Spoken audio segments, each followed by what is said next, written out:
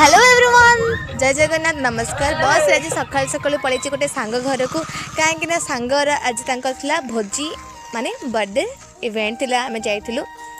तो मु लकी को कही आसवाई मत रिसीव करने बट लकी टी लेट रे आसला। तो मुझे भाविली चलो टे गाँ भितर आड़े पलैबा एंड गाँव में किसी क्लिप नहीं जावा।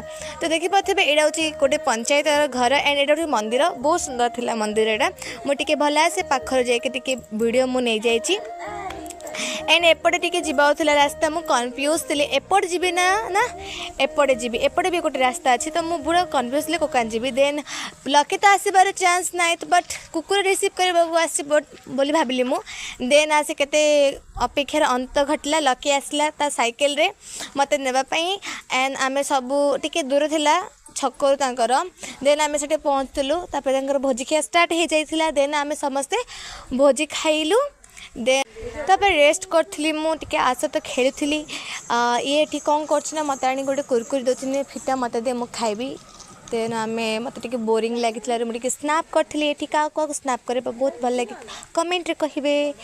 देन आम रिटर्न होगापाई मुझे छक को छक गाड़ी मिललानी देन मुझे घर को अथ रिटर्न होती ता भाई कौन जाइला कम तो आसला राति हो गलानी मो घर आसबार। तो आम ब्लॉग को आम ये रखुच्छे देखा नेक्स्ट ब्लॉग रे बाय बाय।